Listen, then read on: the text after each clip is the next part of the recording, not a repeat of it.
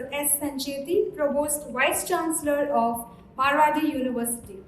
Dr. Sancheti began his professional career at MBM Engineering College, Jodhpur, as Assistant Professor in the Department of ECE in 1984 and later moved to Malabia Regional Engineering College, Jaipur, now MNIT, as Associate Professor in 1990. Earlier Vice-Chancellor of SRM-IST, formerly SRM University, he was also the President of Association of Indian Universities for 1 year. He has completed his education from NIT Warangal and DCE in 1982 and 1985 respectively. Currently, he is the Provost of Marwadi University. Ladies and gentlemen, please put your hands together for Professor Sandeep Sancheti.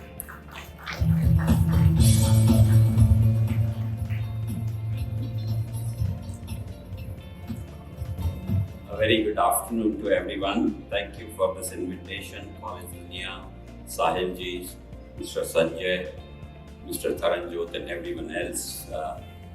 Friends, we have assembled here to discuss some important issues on the higher education aspects which are being faced by our country.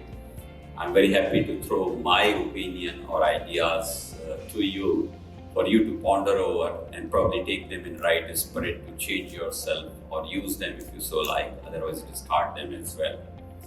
Many things have already been discussed in last probably 2 hours, which I've been here, panel discussion, and also Professor Mantha, who threw light on many aspects of our educational setup and systems which are there. I'm also going to do the same, possibly with a small difference. We know that change is the new constant of our life. And if change is a constant, then it cannot change. It has to be a variable. And therefore, we'll have to see the other side of the coin. A constant can be a variable has to be a constant, something like that. And that basically means if you're seeing it this way, you'll have to see it the other way also. And that is what I call as a 180-degree phase shift in thinking. Now, this has to happen in the Indian higher education very, very significantly. 180-degree may not be exactly 180-degree, but it can be 120, 150, depending upon what your interest or whatever it is. I can give you endless examples, and probably they are there in your mind also, but I'll probably try to list some of them without really explaining them so that you understand what I'm trying to convey. And some of these have been said, like till now we are talking about in teaching teacher centricity, but the NEP or our own thoughts or the young generation, what they want is student centricity. Some of you have heard the term Industry 4.0. But we also know that there is an Education 4.0, which was, to me at least, it was introduced some 5 years back by Vicky. And Education 4.0 for me is nothing but student centricity. The definition of Education 1.0, 2.0, 3.0 are different. They are more about the means and methods, but Education 4.0 is more about the direction in which it is going to go. And therefore, this is one change, shifting from teacher or institution to student. The next is degrees which were generalized, BA, BCom, BSc, possibly would not be the flavor of the times to come. They will be personalized. I have worked on the UGC committee for this very famous thing called ABC, Academic Bank of Credit. We've submitted a report on 31st of December this year. It's already public for viewing and probably reflection on that. And that is clearly saying that degrees can be made by the students by choosing subjects they want to study.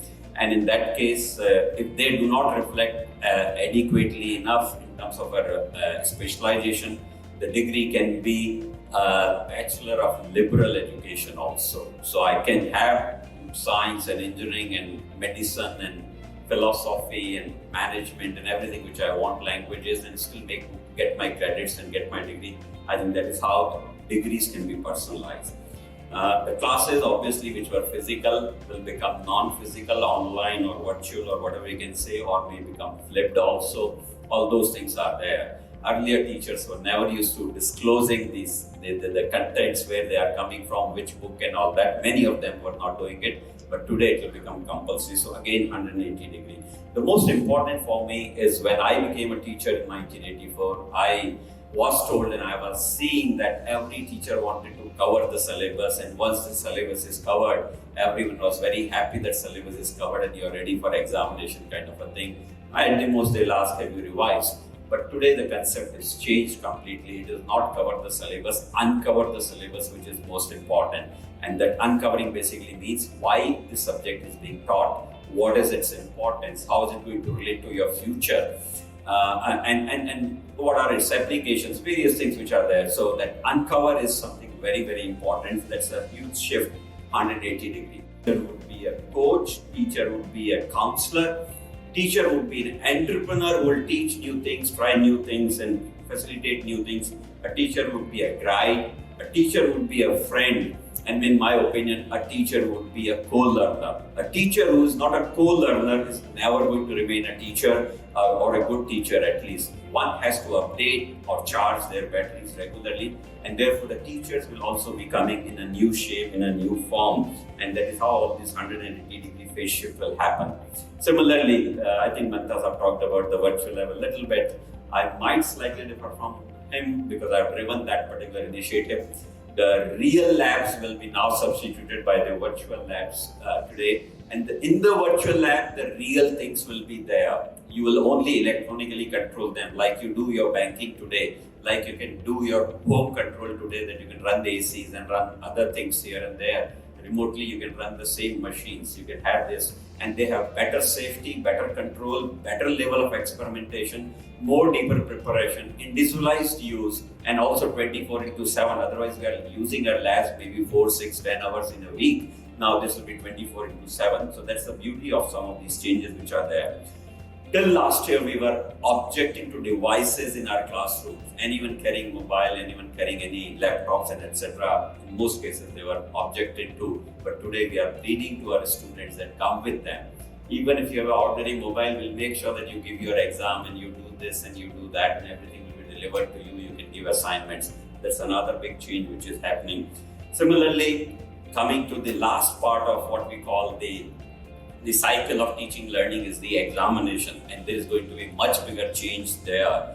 And the examinations which used to be highly secret will have to become an open book examination system, because life is an open book examination system for us after graduation. We should prepare our students for that life rather than just giving them the grades for those 3-4 years. I think that's a big change which we require. Another change which we require is, rather than individual examinations, that I scored 70 or 80%, we need to do group examination. That was a report we had given as a Kakurkar committee report way back in 2012, to raise the bar of average performance of Indian students or Indian graduates which are there, because the topper has to help the bottom student from the bottom of the class and vice versa. And once we do the average examination or the group examination, the averaging will raise there. So once again, that will happen.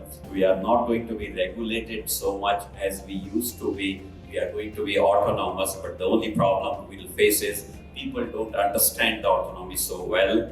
And a lot of people say AICT has not given us autonomy, or UGC has not given us autonomy. Even if they come and give you, you become dependent on that. Someone who's coming and serving you, then you become dependent on that. You cannot be autonomous. So autonomy cannot be given, has to be taken.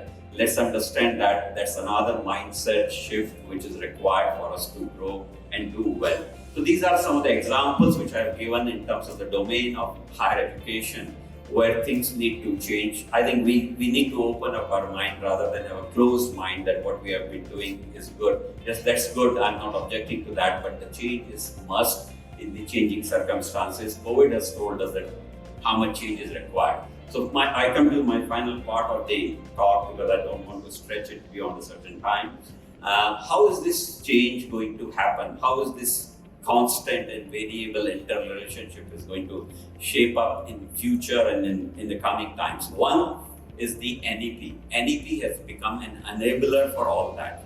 I don't find any fault in NEP today. NEP says do what you say and say what you do and improve it and prove it, kind of a thing. And that is a mantra for quality, as we know. So NEP is an open framework in my opinion. So this is going to allow you to change as much as you want. People are not going to question, neither the students nor the regulatory bodies, nor your Vice-Chancellor possibly should do it. One of the biggest examples of that is the ABC, the Academic Bank of Credit, which will redefine the educational space in a big way. International boundaries broken, the language boundaries broken, the time boundaries broken, the subject boundaries broken. Everything which you can imagine possibly will be removed from the system of academic world. It will be the choice of the people who are into it will decide what ABC is.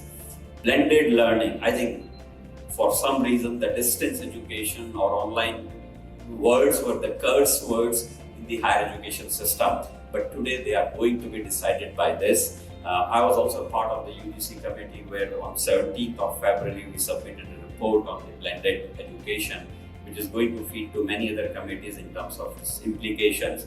And there we are trying to define that blending can be anything. The blending can also be with the courses like MOOC can also be in the blended form. MOOC cannot be only purely online or given by someone.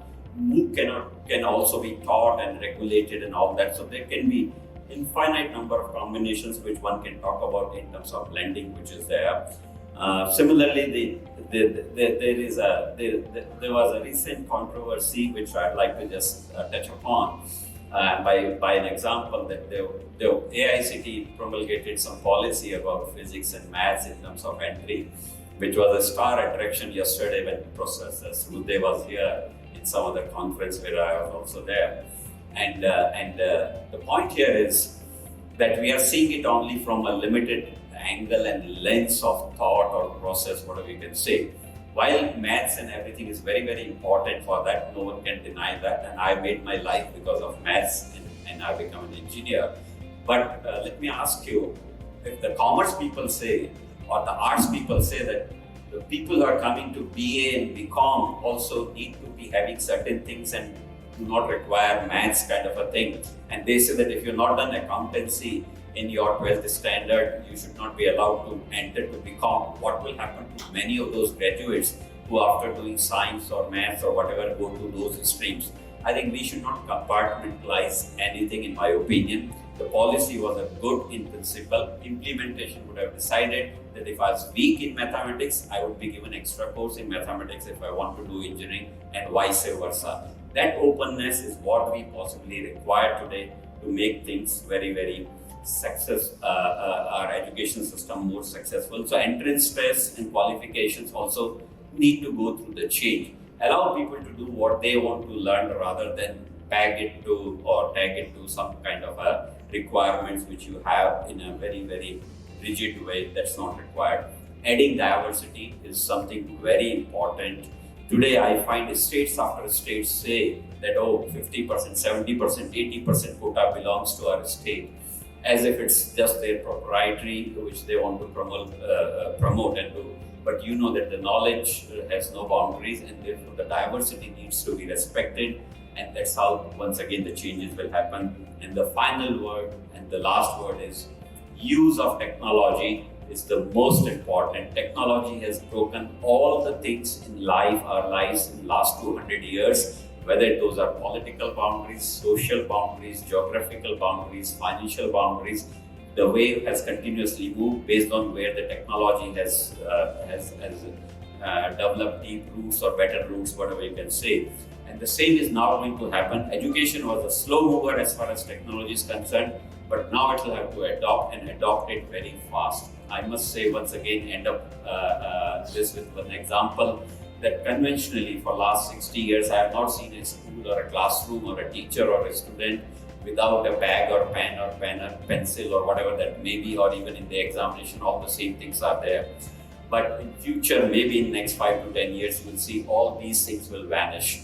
You may carry a single foldable LCD device with some wearable electronics possibly on your body, and that will be everything which you need in a classroom or even in an examination hall. You can just open that, Your bag will be very lighter. You can just open that. It can be your book, it can be your copy, it can be your examination, it can be anything. You can speak in it, you can be video recording your things, you can be showcasing, assembling certain things and doing animation.